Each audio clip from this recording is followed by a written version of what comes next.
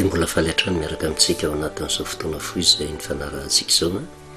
andraisantsika fampahirezana amin'ny alalany tenin'Andriamanitra hivavaka isika. Jehovah-Andriamanitra iray eo dia mbola misaotra anao mandrakariva izay satria tsy mitsahatra ny miteny ianao ary fantatray fa nao mafy nao mora nao anatin'ny fahoriana nao anatin'ny fifaliana. Andriamanitra tsy mba mahafoina mahasaraka anay ianao. Misy vanim-potoana mitodika aminao izahay dia mametraka ny sitraponao ianao raha anay atsaka ny sy andavany. Fa misy vanim-potoana tsy hainay no miheno anao fa ny sitraponay ny tanterahana kanefa tsy manary ianao fa mipetraka ao aoriana manitsy ny dia. Asa mahafoina mahasaraka anay Jehovah-Andriamanitra iray eo indrindra mivavaka manokana ho an'ny firenena ho an'ireo tompona andraikitra hatramin'ny filoham-panjakana gouvernemanta ny ministra izay tafapetraka mba ny fanahinao masina no hiasa ka aizavy mamantatra ny sitraponao satria tsisy afabelana dia indray aza na mino ny olona na tsy mino fa ianao no mametraka ny fahefana rehetra izay misy ary raha vao tsy mifanaraka amin'ny sitraponao dia ianao ihany koa no afaka hitsara. Dia mitenena Jehovah fa mihaino mpamponao amin'ny anaranao Jesosy. Amen. Fa miarabantsika amin'ny anaran'i Jesosy manonona ny fahasoavana sy ny fiadanan'ny Tompo amintsika mandrakariva. Azo lazaina fa mafy ny zavatra miandry ny gouvernemanta vaovao izay taritiny ny filohan'ny fanjakana. Tsy zavatra mora satria be dia be ny zavatra takiny ilay vahoaka. Indraindray lasa fisaina hoe ahoana ny fomba hamahana olana manoloana ny zavatra izay mitranga. Ary izay no mahatonga antsika miresaka hoe tsy mora ny zavatra miandry azy. Kanefa tsy maintsy mijery mandrakariva antsika ny soratra masina satria na iodika avy na iodika vanana ny olona ny amin'ny olona toko faharoa Andriamanitra no mandahatra ny fotoana kosa. Andriamanitra no mametraka mpanjaka izy no manaisotra mpanjaka. Ary tsy hoe firenena kristianina fotsiny ihany fa na firenena tsy manana ny Jehovah ho Andriamaniny aza dia mitombona foana izay tsy misy fahefana tafapetraka fa tsy avy amin'Andriamanitra. Ary io nefa tokony hijerevantsika ny soratra masina satria ny mamantatra ny sitrapon'Andriamanitra indray sarotra amintsika. Ary izay no nahatonga antsika nandray ny nomeritiko 420 reny mpanam-piandohana ny zanak'Israely izay nitantanin'Andriamanitra nisarahany tamin'ilay firenena-dehibe izay nangeja azy dia ny firenena Egyptia. Tsy misy ezaka nataony ny zanak'Israely teo anatrehan'izay fa nitondra ny fahoriana teo anatrehan'i Jehovah fotsiny izy dia nanendry olona Jehovah Mosesy ary tiana ny manamarika fa tsy ny olona no mivory dia nametraka amin'ny Mosesy mba hitarika fa Jehovah no nitsindro ny zanak'Israely dia nanolotra olona araka ny sitrapon'Andriamanitra fa tsy araka ny sitrapon'ny olona ary anisany ny afatra goavana be izay nomena ny zanak'Israely tamin'ny tantana ny zanak'Israely dia ny Exodosy toko fa 4:12 ny 4:12 Jehovah iady anareo fa ianareo kosa angina. Sarotra amin'ny olona tsy mivavaka no anaiky an'izany ao n'izany mipetrapetraka fotsiny dia isy vahaolana ary izay ilay hoe finoana ny rahana amin'Andriamanitra ary nankatoavy ny zanak'Israely zay nahatonga azy afaka teo ambany vahona firenena-dehibe. Mba faniritsika koa nge dia ohatran'izany rahoviana ny firenentsika no aleo teny tsy akin-doha amin'ny firenen-kafa. Tsy midika izany hoe tsy mila ny fiaraha-miasa ny firenen-kafa, ilaina misy sokafana amin'ny firenena rehetra fa ny zavatra tokony hiezantsika tao tsy miankin-doha ny firenena ary tsy tokony hisy firenena na madinika na lehibe tokony hibaiky ny firenentsika. Manana fahasahiana ave tsika, manana fahasahiana ave ny fahefana izay misy tena ametraka mihitsy fa napahakevitra hoe miara-miasa aminareo zay fa tsy nareo no mibaiko anay. Izay nefa nataon'i Jehovah tamin'ny zanak'Israely mba tsy ho feheziny firenenkafa ary Jehovah miditra antsehatra raha nitanjaka nanana ny Egypta tamin'izany vanim-potoana zany tsy nisy tsy firenena natahotra azy ary nilefitra teo ambany fahefany avokoa fa rehefa Jehova miditra antsehatra na firenena goavana tahaka n'inona azy Jehova lehibe noho izany firenena zany na manahoana heriny sy tanjany rehefa tiany Jehova ny anafaka ny olony izay miantehitra aminy dia tsy takatra ny fisainana fa saingy amin'izao vanim-potoana izao ny olana dia ty ohatra ny samy te ampidera ny fahaizany traikefany fananany vonahany diplômany mba hoentina mamaha olana tsy ratsy zany fa raha miaraka amin'Andriamanitra ianao ka hainao mampiasa n'izany rehetrarehetra zany miaraka amin'Andriamanitra miditra antsehatra Andriamanitra fa raha ny fahaizany zanak'olombelona manerana n'izao tontolo izao ny hoe ampy hitondrana filaminana fiadanana hitondrana vahaolana tsy nisy korotana manerana n'izao tontolo izao tsika ve dia hitovy amin'ny Frantsa hitovy amin'ny États-Unis hitovy amin'ny Russie ambony be nge ny traikefananandreo hoe ary tena ao ahitanao manam-pahaizana be dehibe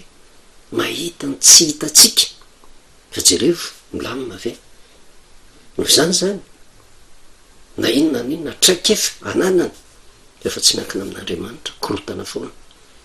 ary ny zanak'Israely natsapan'izany ka nahatonga azy ny lefitra nanaiky ny fitantanan'Andriamanitra afaka teo ambany vahoa firenendehibe fa taty amin'le nomeritiko 720 tao nisy grevy ary ohatra ny mahavariana fa grevy maninona tsy nakasitrahany zanak'Israely le olona nitendreny Jehova araka nyresantsika hoe tsy ny zanak'Israely mihitsy ange no nanindry amin'ny Mosesy andao ianao hitarika anay tamin'izany vanim-potoana izany tsy mbola nisy mpanjaka fa mpitarika satria ny fomba nitaizana zanak'Israely dia mba hieritreritra mba hinony fa Jehova no mpanjaka dia mametraka olona isolo tena azy mba hitarika azy dia ny fitantanana firenena arak'izay baika nomeny Jehova an'le mpitarika napita tamin'ny zanak'Israely fa tsy zakany zanak'Israely le olona napetraka Andriamanitra tonga ny grevy taty amin'ny nomeritiko 720 mampatsiaro kely io ny janonantsika tamin'ny farany dinona ny zavatra nitranga ny andiny faefatra amin'ny nomeritiko 720 dia ny famienta ny fampitaona izy andeha sika hividy mpitarika ao atsika ozy ka hiverina any Egypta tsy tia nitsony zany le hotaritiny Mosesy fa le hoe tena fitaritana fitomana ny olona rehetra fa misy olona tia miapetraka mba hitarika azy ary le hitarika azy dia zao mbola hiverina indray eo ambany vahoan'ny firenekafo dia io ny angaviko atsika hoe raha manana fotoantsika na kristianitsika na tsy kristianina ary tsika mba mandraisa baiboly dia vakeo nomeritiko 720 fa azo isotomana lesona fa ny zavatra mitranga mikitikitika ny olona napetraka Andriamanitra mahita loza ary ny zavatra mitranga nefa amin'io tantara io ringana tany eny efitra avokoa tsy tonga tany amin'ny tany Kanana ireo olona zay nioko zay mitady hifidy mpitarika fa soa ihany fa nisy amin'ny Mosesy zay nitaraina soa ihany koa fa nisy any Josoa ary tery amin'ny 110 ary rehefa mba niangavy Josoa mba ampilefitra ny ampimpon'reto olona reto ny valiteny dia hoe fa hoy ny fiangonana rehetra toray vato izy roa lamo izy kanjo ny voninahitra Jehova ozy niseho tamin'ny tranolay fionana dia ho natrehan'ny zanak'Israely dia eo amin'ny 112 sy 12 dia Jehova tamin'ny Mosesy mandra-paovino anao moa tsy fosiny ty fireneny dia ary mandra-paovino ny tsy nony noho ny famantarana rehetra izay nataoko teo aminy amely azy amin'ny arety mandringana ozy ka hamongotra azy fa anao no firenena lehibe sy mahery no izy rehefa Jehova no mametraka olona araka ny sitrapony tsy voaongotra ho zany olona eo ary tsy nisy naongotra amin'ny Mosesy teo amin'ny fitantanana ny zanak'Israely ary taorianan'izay ary Jehova koa nefa mametra ny fotoana nafahany Mosesy ny asa fa rehefa tonga ny vanim-potoana hoe vita ny anjara Mosesy tsy tao anatin'ny grevy nametrahana olona fa Jehova ihany no nifidy any Josoa mba handimby amin'ny Mosesy olona mitendren'Andriamanitra satria Jehova no mpanjaka ary tsy vitany hoe Jehova no mpanjaka fa ny adidiny reto zanak'Israely reto ny anaiky ny olom-botendrin'Andriamanitra kanefa tateo arena adinodino ny zanak'Israely zay maha Jehova ny mpanjaka zay de mijery ohatra ihany. Ary ny anton'ny fampahirezana atsika de mba hisotomana lesona, mba tsy hiteratsika amin'ny fahaizantsika, amin'ny fahefanananatsika. Ary io tsisy afabela hatramin'ny madinika indrindra ka hatramin'ny lehibe indrindra. Marina fa zay ny voalazan'ny soratra masina, manaja ny fahefana zay misy, fa ny fahefana zay misy matoa tafapetraka eo avy amin'Andriamanitra. Fa io no izahantsika toetra, fantatritsika ve ny atao hoe sitrapon'Andriamanitra. Fa tsy hoe zay rehetra tonga eo de avy amin'Andriamanitra avokoa. Fa misy zavatra taka ny hitantsika tamin'ny numeritiko 420, le olona napetraka teo tena Jehova mihitsy no nifidy azy, nametraka azy teo. Le fahefana nisy avy amin'ny Jehova.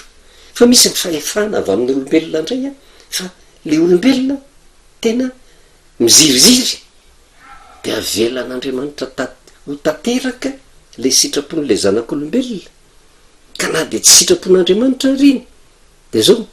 milefitra indray Andriamanitra ary zay le Jehova tsy mandeha any aloha, tsy mitarika any aloha tsony, fa mipetraka ao teo ariny, manitsy ny dian'le olona.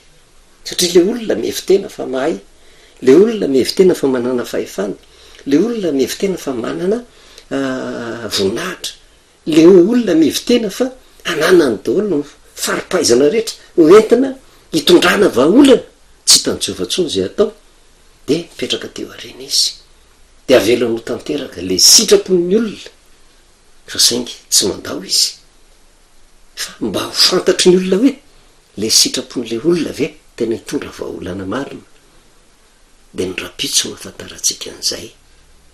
Fa hatreto aloha manerina n'izao tontolo izao, nizanisa mitondra teo, tsy mitondra vahaolana, miratsy le fiainana, korotana mandrakariva, mifara ny fifanderana, miratsy le fiainana.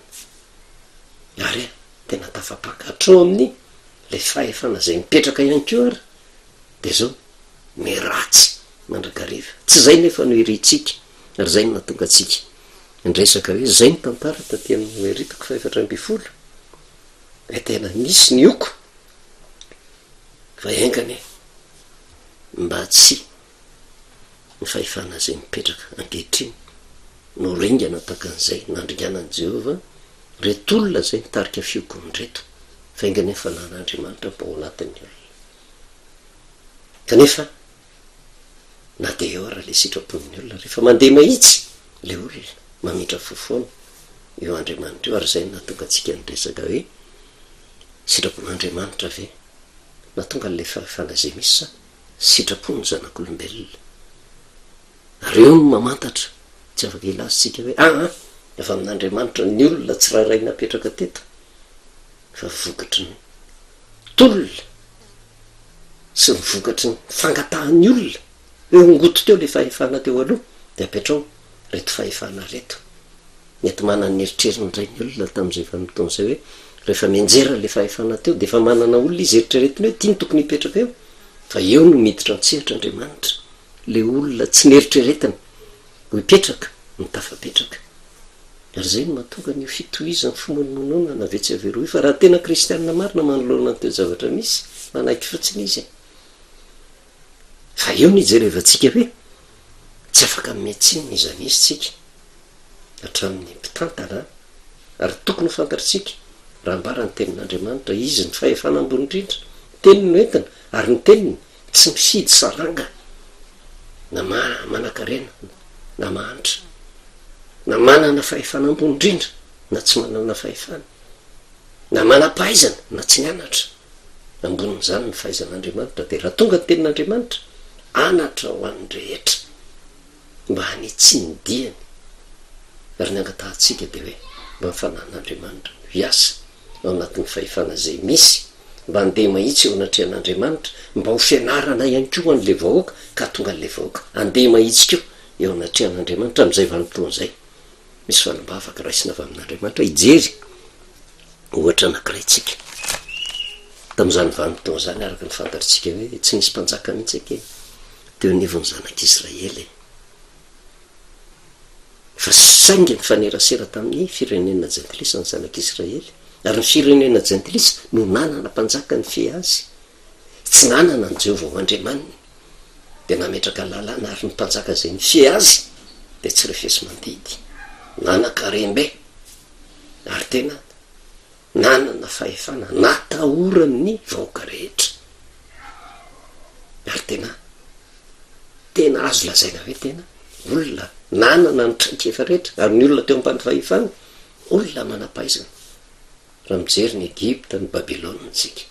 hoe ny olokendry ny Babilôna ny olokendry ny Egypta zany olokendry zany tena olona nianatra zany nanana traikefa zany nanana fahefana zany nishe tsy ny fireneny any fa teo ambany fahefana keo ny firenen-kafa zay ny babony arisany zany zanak'Israely zanak'Israely nefa manana ny Jehovah mpanjaka fa saingy nisy vanim-potoana satria Andriamanitra anke mizaha toetra foana tsy hoe miaraka amin'Andriamanitra ianao de milamindamina foana ny fiainany ohatra nitofoka am'izay ny zanak'Israely tamin'izany vanim-potoana zany tsy nataty le olom-botendry napetrak'Andriamanitra mba hitantana azy fa nisy ny mpitsara tamin'izany vanim-potoana zany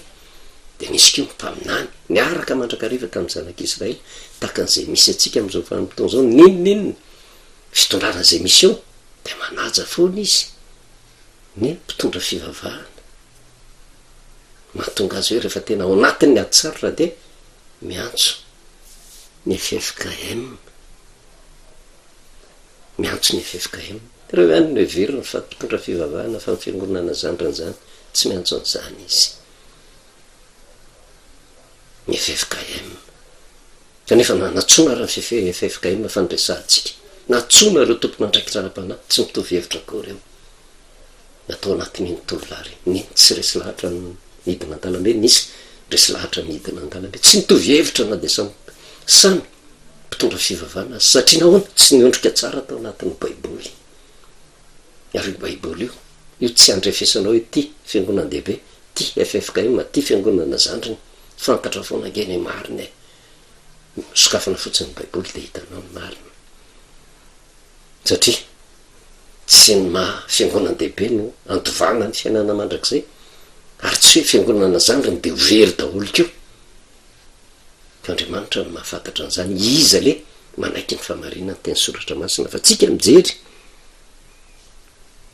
satria mifanerasera tamin'ny reo jaintilisa nanana mpanjaka reo zanak'Israely aty amin'ny Samuela voalohany toko 9 ny nangatahany Israely mpanjaka jereva tsika tsara satria hitatsika tary amin'ny nomery Jehova no nametraka amin'ny Mosesy izy nifidy azy fa tsy hoe io sitrapon'ny olona fa sitrapon'Andriamanitra mitondran'Andriamanitra azy na nanafahan'Andriamanitra azy teo amin'ny gejany firenendehibe taty amin'ny Samuela voalohany am'izay taorinan'izay zany satria mifanerasera mafy tamin'ny jaintilisa zay nanana mpanjaka de vakitsika ny andiny voalohany ka hatramin'ny andiny fasivy ary rehefa antitra Samuela ozy mpaminany izy de ny zanany no atao ny mpitsara ny Israely zany hoe le taranaky Samuela indray natao hitantany mpitsara zany hoe solon-tenan'Andriamanitra nandimby an'ny Samuel fa na de hoe teo ara Samuel mpaminany nanana toetra ratsy reto zanany reto satria le mampitsara azy le mampitantana azy de lasa tena ohatran'ny mietraketraka tsy refesy mandidy teo amin'ny fahefana zay nanana zay fa nohatra amin'ny sitrapon'Andriamanitra ary tazany zanak'Israely zay ka natezitra ny zanak'Israely kanefa zay no sisihany devoly tao anatin'ny toetsainy zanak'Israely mba angataka zavatra tsy tokony angatahana ary Joela ozy no anaran'ny lamatoany ary Abia no anaran'ny faralahany mpitsara tany Beresheba izy ireo nefa ny zanany sy tsy nanaraka ny diandrainy fa nivily mitady vola mikarena ka nandray kolikoly sy nanao fitsarana miangatra tsy mbola mpanjaka fa mpitsara zany hoe Jehova no mpanjaka fa sainga voasariky le mena amin'ny raviravy de lasa vola no mibaiko azy fa tsy mibaikin'Andriamanitra lasa le kolikoly nanjaka mazao ny arena be normal nge raha tezitra ny vahoaka ary ny loholon'ny Israely rehetra ozy nivory tao rano ho any amin'ny Samuela ka nanao tamin'ny indro efa antitra ianao ozy ary ny zanakao tsy manaraka ny dianao ko manendray mpanjaka ao anay hitsara anay taka ny firenena rehetra nangataka tamin'ny Samuela satria Samuela ny mbola teo reto zanakao reto lasa tia kolikoly fa zao ohatrany tsy mety trony a fa zao tahaka ny fanaon'ny firene-kafa zany hoe fanao jaitlisy de zao mba anangano mpanjaka zay ny andiny fahenina tsy sitraky samuel ozy ny nanaovan'ny olona hoe ome mpanjaka izahay hitsara anay de nivavaka tamy Jehova Samuel teo natrehan'izay zany nitaraina tamy Jehova satria tsy sitraky Samuela zany hatram'izay tsy nisy mpanjaka ny zanak'Israely kanefa noho ny ankehitriny tsy mila mpitsara ntsony fa mpanjaka no avela hitantana azy de lasa izy nitaraina tamy Jehova hoe Jehova mifona Jehova jereo reto ataony zanak'Israely mangataka mpanjaka de jerevo tsara ny teny Jehova eo no mataratsika ny sitrapon'Andriamanitra ary Jehova tamy Samuel eno ihany ny tenin'ny olona am'izany rehetra lazainy aminao am'izany rehetra lazainy aminao fa tsy enao izy no laviny fa zao ny laviny tsy anjaka aminy eno ihany ny feon'ny olona fa tsy zay ny zavatra nangatahandreto olona reto zay ny grevy ny tanteraha hoe tena asio mpanjaka fa tsy mila mpitsara ntsony fa araka ny teny Jehova tsy enao ny laviny ozy fa zao ny laviny tsy anjaka aminy mahazoaina ake ny mpanjaka eo anatrehan'izay lasa maka toerany Jehova am'izay ary zay le sitrapon'Andriamanitra tsy sitrapon'Andriamanitra ny anana ny zanak'Israely mpanjaka fa rehefa bedoika le olona de zao avelan'Andriamanitra hitoetra ho tanteraka le sitrapon'ny olona io na tonga atsika ny resaka hoe na inona na inona filazantsika azy sitrapontsika vahoaka nanombotra ny fahefana teo de sitrapontsika vahoaka nametraka n'ireo fahefana zay misy ireo kanefa matota fapetraka de avy amin'Andriamanitra na avelan'Andriamanitra ho tanteraka le sitrapony le vahoaka de tahaka ny teto hoe ekeo ihany osy eno ihany ny tenin'ny olona am'izany rehetra lazainy aminao zany fa tsy enao ny laviny a fa zao ny laviny tsy anjaka aminy araky ny asa rehetra zay nataony hatramin'ny andro nitondrako azy nivoaka avy tany amin'ny tany Egipta ka mandraka andrano izy a de nafoizany sy nanomponiny ny Andriamanitra hafa de toy izany koa nataony aminao ary ankehitriny ozy eno ihany ny teniny kanefa lazao amin'ny marimarina ka sehoy azy ny ofanao ny mpanjaka zay anjaka aminy amin'Andriamanitra azy de fantany ny zavatra hitrangange fa safidy pony le vahoaka ny safidy mpanjaka de ozy lazainy Jehova tsy Jehova no nametraka an'le mpanjaka fa tsy sitrapony Jehova no nametraka an'le mpanjaka fa sitrapon'le olona karaha mitady mpanjaka izy de arakaraka ny toetra an'le vahoaka mpanjaka apetraka Jehova io ary eo ny tsy aizan'ny olona mamantatra ny sitrapon'Andriamanitra hoe ny fahefana zay misy tsy misy fahefana tafapetraka raha tsy avy amin'Andriamanitra kanefa fahefana tafapetraka io vokatry ny sitrapon'ny olona de avelan'Andriamanitra ho tanteraka fa ny zavatra mibaran'i Jehova kosa de zao la zao reto olona reto asehoy azy zay ho fanao mpanjaka zay anjaka aminy foy ny fotoana fa rehefa tena jerevana tantara ny fandimy rehetra tsy mivoana tam'izay zavatra ny tenenin'i Jehova ka ny ampiandohany na hitso le mpanjaka zay napetraka rehefa avy eo arak'izay nambaran'i Jehova de tsy misy filaminana mihitsy fa korotana mandrakariva ary voafetra ihany ny vanim-potoana afahan'le fahefana miasa eo fa raha vao miodina amin'Andriamanitra de tsy maintsy rava mandrakariva efa inona moa ny zavatra angatahantsika amin'Andriamanitra mbo tafaverina amin'Andriamanitra daholo na ny fahefana zay misy na ny vahoaka malagasy ary zay ihany mahafa zay ihany no ahitana vahaolana miezaka ny sambatan'olona hatramin'ny fitondrana marina fa hoe fitondrana eto Madagasikara nge de laika fa na laika ary Jehova foana ny mametraka mpanjaka eo tsy misy fahefana tafapetraka raha tsy avy amin'Andriamanitra tsy afabela fa raha vao miala amin'i Jehova tsy afaka eo amban'ny vahoan'ny firene-kafa zany mihitsy de jereo tantara marina tantarany zanak'Israely raha ina moa ny tena asongadina teto sitrapon'ny olona nge nametraka ny fahefany teto am'ty mangatahany loholon'ny Israely zany hoe tompona andraikitra ambony mihitsy no mitarika any zanak'Israely nametraka de nekeny Jehova le sitrapon'ny olona ary rehefa Jehova no milefitra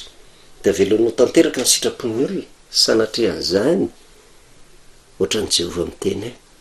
tatazo aho raha mivokatry ny sitraponareo mba hisotoman'ny olona lesona sy eritreretany hoe rehefa farany dia tsy maintsy ho resy lahatra ihany olona aloha Jehovah ihany no hiady fa raha mbola itsika ny miady sahirantsika vo tafavoaka fihinona no azo atao Andriamanitra ange mialany eny le manitsy dia tokana ihany aloha mivavaka mametraka ny fiainana apela tamin'Andriamanitra dia miverina any amin'ny Romanina 7:10 ihany hoe izy no tsy misy fahefana tafapetraka raha tsy avy amin'Andriamanitra zay manoatra ny fahefana zay misy dia azo fanamelona mozy tsy atahotra ny fitondrana va no tianao atao zay marina izy tsy miteny andana ny grevy manaova ny marina fotsiny ary zay ny tokony ataotsika vahoaka zay manana ny Jehovah Andriamanina ary zany koa ny tokony ataony ny mpitantana ara-panahy rehetra tsy handeha hifanilika tsy handeha hifandatsy ampianary ny olona andeha amin'ny marina dia matoky simena fa zany no andrandrantsika dia aloha mitondram-bavaka nio fahefana zay misy io mba andeha mahitsy eo anatrehan'Andriamanitra fa raha misy amindreo ndray mbola manao takan'le zanak' Samuel hoe tena tia vola tia kolikoly ndrapitso ny ilaza azy tsy afabela eo anatrehan'Andriamanitra satria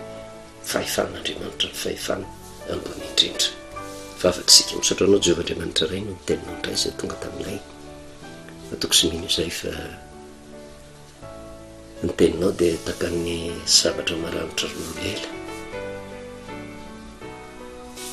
ary mampitsikafina ny marina rehetra mampitsikafina ihany koa ny fahadisoana rehetra ary io teninao eo raha tonga na io fitahina ho an'izay mankatao na io fandevonana ho an'izay manda natatahany aminao dia mivavaka ao amin'ity fireneny ty mba fireneny manana anao Jehovah ny tokony ary fireneny tsy eo ambany vahoan'ny fireneny dia be mandrakariva dia arovo Madagasikara ny fahendrena ny mpitantana rehetra hatramin'ny filoha ny gouvernemanta ary ny fisainandratsy rehetra aoka tsy ho tanteraka Jehovah dia misaotra indrindra ray amin'ny anaranao Jesosy amen novelomantsika amin'ny anaran'i Jesosy ny fahasoavana sy ny fiadanan'ny tompo amintsika mandrakariva